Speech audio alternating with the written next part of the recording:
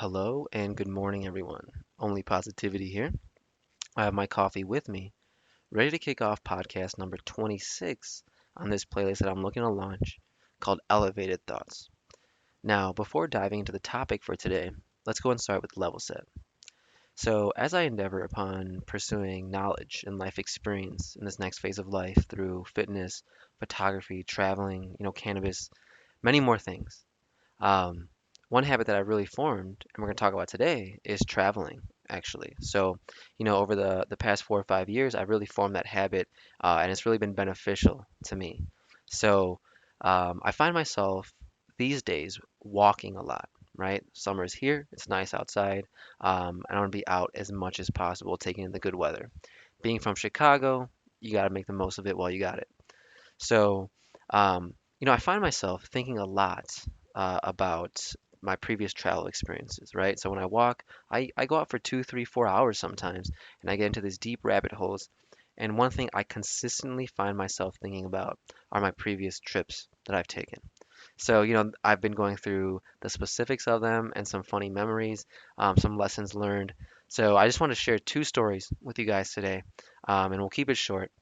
But the first story I'll go into is my first time going to Colorado. So, just painting the picture for you. So at the time, it was 2017.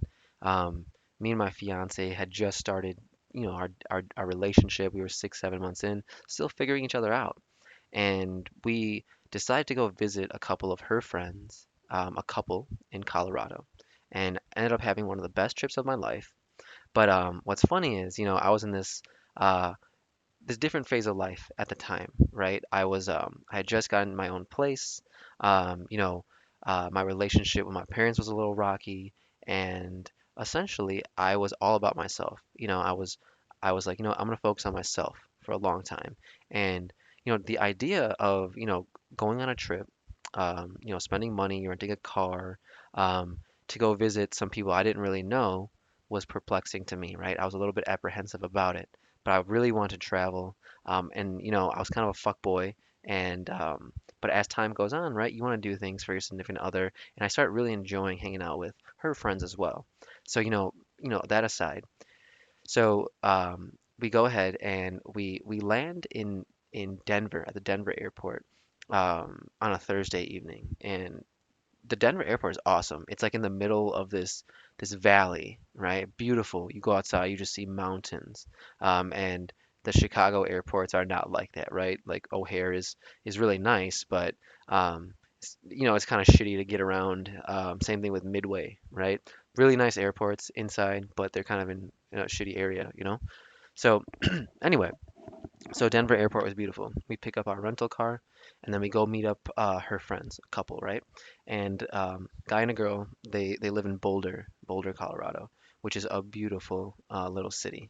So that's where the University of Colorado is, and actually, my fiance's friend's boyfriend uh, went to the University of Colorado, and they lived on campus, in like a campus loft, which was nice because we had a free stay for a couple days.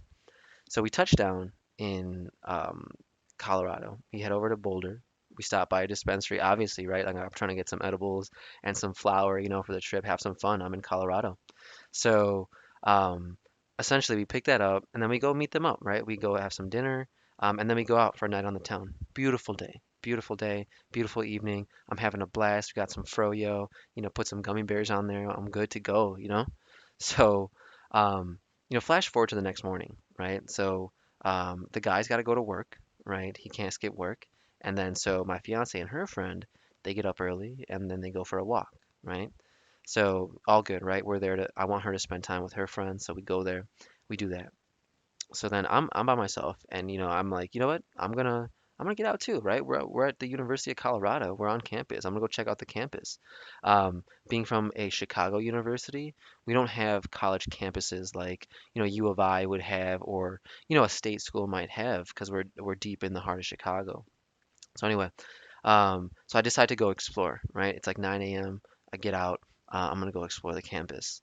So for those of you that haven't been to the University of Colorado, it's beautiful, right? It's a beautiful campus, but it's kind of up on a hill. So from where we were staying, you either got to walk up a hill or you got to walk up a bunch of stairs, and which is fine. So I take the stairs, and I'm at the top of this hill now, on the University of Colorado campus. So, I start just exploring. I start walking around, looking at the different halls, different schools of specialties within the University of Colorado.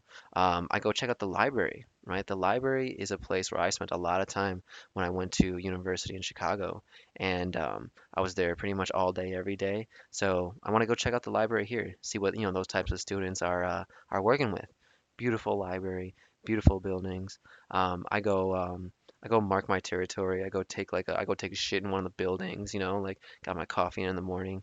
I'm clean. I'm good to go. I'm walking around with a little pep in my step. So anyway, so what happens is I see a group of three like older women dressed up very nicely. And what they're doing is like they're carrying this cooler up the hill, right? Like I said, the camp is on a hill. And they actually are struggling really hard. They're struggling um, with getting this cooler that they have in whatever they have in their bags, So, I'm walking and I'm looking at them struggling, I'm like, maybe they'll get it. And then I look at them and I'm like, oh, they're not gonna get it. So obviously, right, you see someone who needs help, you go help them out. So I go down there, and bottom of a hill, and I walk down there and I go, hey, do you guys need some help, getting up here? And they're like, we're not gonna make it up. This thing is so heavy. And that cooler they were carrying was heavy, man. It was like probably 70, 80 pounds. It was a big cooler. And I don't know how they thought they were gonna get up there. So anyway, I'm like, yep, let me help you out. So, they take the lighter bags, I take the cooler, and we're walking up the hill now. And I'm telling you, I'm sweating. It's hot. This cooler is not light, but I'm trying to act like I got this. Like, oh, right. So we end up getting to the top of the hill, right? And like I said, these ladies are dressed up, and so they asked me to help them into like the area that they're headed. So we walk into like the president's building, or like the provost office or whatever, right? And there's a banquet hall. So immediately I walk into a banquet hall, and I'm wearing my sleeping clothes for the most part, like some shorts and a t-shirt. And I walk into this, and everyone is dressed in like tuxedo type formal, right? It's a formal event, and now I look like extra dirty because my hair's all like all over the place because from bedhead and stuff like that. Um, so I look real out of place. So anyway, I help them there and they're super grateful. Three of the nicest people I met, and they're like, "Hey, what can we do for you? Like, can we pay you?" And I'm like, "No, we're good. Like, I'm just trying to help out here. Um, no worries. Like, you do your thing. I'll head out." And they're like, "You know what? Would you like to have a tour of the stadium?" And I was like, "Oh, yeah, sure. Why not? I'll do that. I'm here to check out the campus anyway. I was just gonna check out, what I could." And they're like, "You know what? Come with us." So it turns out these three ladies sat on the board of the university, which I hadn't known at first. I mean, they were dressed up and everything like that, but they could be doing anything. So anyway, the University of Colorado, I believe, is a Big Ten school, and they have a huge football stadium. So I'm in there and they take me to like the box seats, right? So I'm in the nicest part of the stadium and it's completely empty and silent. So um, something about being in like this 10,000 plus, seat arena, being at the highest point of it in this nice box, there's something euphoric about it, right? It was awesome. So and I was really grateful for that moment. I was like, man, I experienced like the University of Colorado a little bit differently from someone who just visited it, right? I got a little bit more of an intimate experience and maybe an experience that not too many people get, right? It was so much fun. Um, and like I said, not trying to, put silver lining to all of my stories or anything like that. But I woke up that morning optimistic, right? I woke up that morning like, yo, I'm just gonna go explore. I didn't just watch TV inside. And I woke up, took a walk with a positive mind on a beautiful day, and some good fortune came my way, and I always remember that experience to this day. 3, 4, 5 years later, it was just such a beautiful experience. Just kind of like I feel like I set it up for a good experience. I was like, hey, look, I'm gonna help these people out. I'm gonna do my best to put my best foot forward during the day, And it paid off, right? Not that I was looking for it to pay off, but it did. So, you know, um, if you want to take that lesson, you can, but just a good day, just a good travel experience. And that's just one of the things that traveling does for me, right? You get to meet new people, people with different perspectives, different walks of life, and you can connect with them if you allow yourself to. So, that was my best experience in Colorado, to be honest. It was really fun, and I definitely can't wait to get back there again. So, yeah, that's my time in Colorado. But another awesome story of mine um, took place in Iceland, actually. So, painting the picture for you guys. I had just proposed to my fiance, my current fiance, and um, you know, a couple days later, surprise with a trip to Iceland for like 5 nights. And it was probably one of the best trips I've ever taken in my life, if not the best, you know. So, so we get on the plane, right? 6 hour flight to Iceland. The plane was nice. Like Iceland Air is awesome. So we get to the airport, right? Like it took a couple edibles beforehand. The plane ride was awesome. So we touch down. And we get to our hotel right after like an all night trip. We're tired, so anyway, so, we were there for 5 nights. So what happens is, when me and my fiance go on trips, we generally form like a routine, right? So the routine kind of went like this. So in the morning, we get up early, like 6:30, 7 a.m. We'd go get breakfast at the buffet downstairs, right? I love sitting with coffee in the morning, chatting, getting ready for the day. And then we would go do our excursion, right? So one day we went Icelandic snorkeling. We kind of did a road trip around Iceland. Another day we went horseback riding, which was really, really fun. And Icelandic horses are really little, right? They're like mini horses, so not super intimidating, um, and a really just fun experience there. And then what we would do is um, we would do our excursions in the morning. We also went to the Blue Lagoon, which was really nice, by the way, side note. So anyway, so we would wake up in the morning and then we would do that. And then we would go to our excursion, which was like all day into the early afternoon. And then so from like 7 a.m., 8 a.m. to like 1 p.m., we would have our excursion. We would come back and there would be this one street we would go down every day. And we would go to a new restaurant every single day. It was called like, I don't know, I can't speak like Icelandic, but it was called Lagavulgur, right? Whatever, some Viking talk right there. So like, we'd go down this Lagavulgur street and we would get lunch, right? One day we got like a cod, broth soup. Um, Another day we got some pizza, which was really good, by the way. We went to this spot where they served us bread bowls of soup, which were awesome too.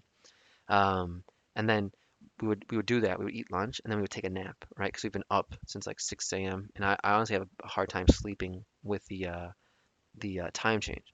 So so we would get up, eat breakfast, go to our excursion, come back, eat lunch, take a nap, right? So we take a nap from like maybe like let's say like 2:30 to like 6 or 7, right? So a nice 4 or 5 hour nap. And then around that time, we would get up, we would go out and have dinner, and maybe go out for some drinks. Every day we did that for like 5 days straight, and it was awesome, right? Just enough time to form this amazing, like euphoric routine every day. We got a little bit of everything, right? So the story comes into play here is so I'm like a stir crazy kind of guy. Like I don't like sitting still for extended periods of time. So but my fiance on the other hand, she likes to take her time getting ready and everything like that, which is awesome, right? She's very patient with it. It's like a process and she enjoys it. She'll watch some TV, listen to some music, put her makeup on, get ready, get dolled up, and then we go out for a night on the town. For me, it takes me about 5 minutes to get ready, right? I'll shower, I'll shave, I'll put on my button up, my jeans and my shoes. I'm ready to go. It's 10 to 15 minutes probably. So, um, sometimes I just don't want to sit in the room, right? You get a little bit stir crazy, a little stuffy in there. So what I would do is I'd be like, hey, I'm gonna go down to the bar while you get ready, and just meet me downstairs or give me a call, text me when you're ready. I'll come back up and we'll go together. So it's funny because like I go into the bar and my drink is a gin and club soda with a lime. And so my friends will get down on me for that because I order the same thing all over the world. But what I say is like, hey, can I get a gin and club soda with a lime? If you have any house gin or any gin specific to this area, please feel free to throw that in, right? I generally go with Bombay Sapphire, but throw in anything, right? Let's see what we got here in Iceland. So they have a couple different types of gin in Iceland, which is awesome. They have like this one called Reykjavik something, which is I believe the capital of Iceland. That's where we stayed in Reykjavik.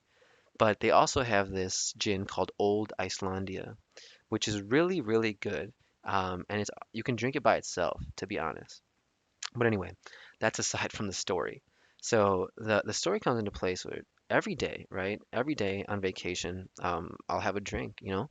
So I go into the bar every day. So for two days straight, I'm talking to this one guy, this bartender, this innocent guy, right? He's like telling me about Iceland. He telling me he lives in a one bedroom, like 2 hours away. He comes in for work here every day to be a bartender, and he loves it, right? He loves being a bartender. I'm like, man, that's awesome, dude. Like you seem to have found something you really enjoy, right? And we're all searching for a little bit of that. So I'm talking to this guy, not super extensively, but I'm coming down to the bar to get drinks every day, multiple times throughout the day. So he's talking to me, right? He's asking me questions. We're striking up conversation. We got pleasantries, right? Um, and then, right? So we're there Tuesday, Wednesday, Thursday, and then Thursday evening. It's no longer has days to work, right? He might just work at the beginning half of the week. So the second 2 days, I talked to a different guy that's there, right? Another guy that's there, same a young type of dude, really lighthearted, talking to me about like the different types of liqueur he likes, talking to me about soccer, things like that. And what I always thought was, when I do these things, when I'm downstairs talking to this one bartender, like I talked to him for 2 days, and we didn't get into anything deep, but I talked to him for 2 days. We have pleasantries, and then boom, I'll never see that guy again. Guaranteed, I will never ever see that guy again. Then another guy, right, comes, right? Like the new guy comes. 2 days, right? Thursday, Friday, Saturday. I talk to him. Boom. I'll never see that guy again. What was interesting about that experience is like, I thoroughly enjoyed talking to all these people. I made the most out of those touch points.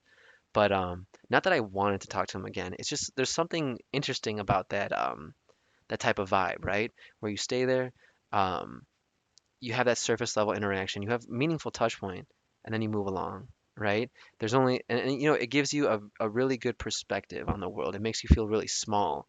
And I think that's what I try to dive into, like why I was feeling a certain way after those conversations. And one thing about it is like we were saying, so this guy I was talking to, this bartender, he has his own struggles, right? He has his own. He was talking to me about his car payments, how they were too expensive. Talking about, how he loves to go to the mountains, and he loves to hike and just sit there alone and listen to the sounds. And I'm telling you, this guy has his own personal journey to like find fulfillment in his life, right? And I'm doing the same thing, right? My fiance is doing the same thing. I'm assuming you guys are doing the same thing. And what was really nice about that is, like I said, it makes my problems feel a little bit less significant, right? When we're in our day to day, we're in our own world. We make it seem like, our problems are the most significant thing in the world. But then you go to a place like Iceland, where this guy who's a bartender is just trying to figure his shit out too, same way I am. You know, it puts us on the same platform. It makes me feel connected to him. It makes me feel connected to like everyone else in the world, right?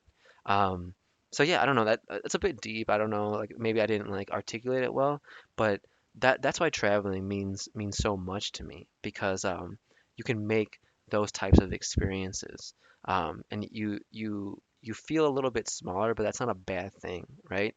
You feel a little bit more um, all right with the way things are going in life, right? You see other people, you see what they're after, you get a bit of a hint of their aspirations and things like that, and then it gives you perspective on your own, right?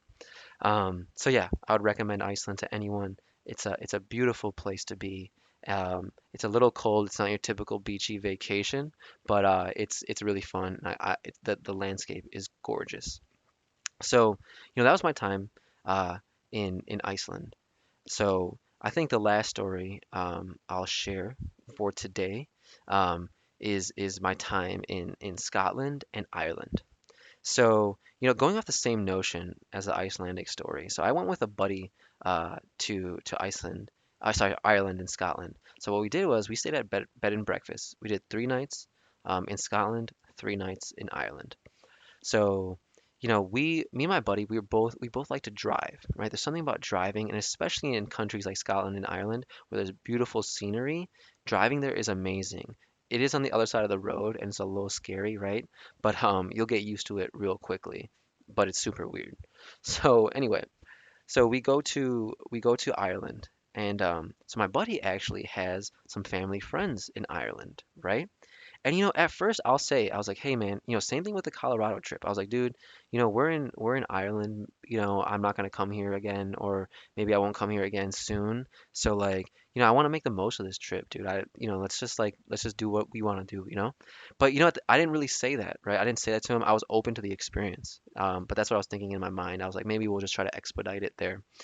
So anyway, so we make this drive from where we're staying in Ireland up to Cork, Ireland, which is like 3 or 4 hours away, right?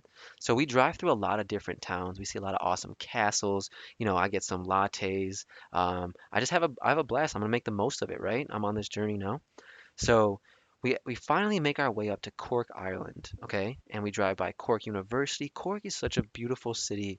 And immediately when I got there, I was like, you know what? I'm glad I didn't say anything, man. I'm glad I just came along for this because this town is beautiful.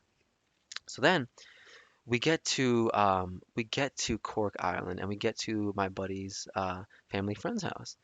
And so it was a mom, a dad, and their 2 daughters, right? And they were about our age, a couple years younger. And yo, let me tell you, they were the cutest family I've probably ever seen in my life, right? It's just a difference. It's difference in society, right? So like the dad actually didn't even work. He didn't have, and like the government takes care of you there, right?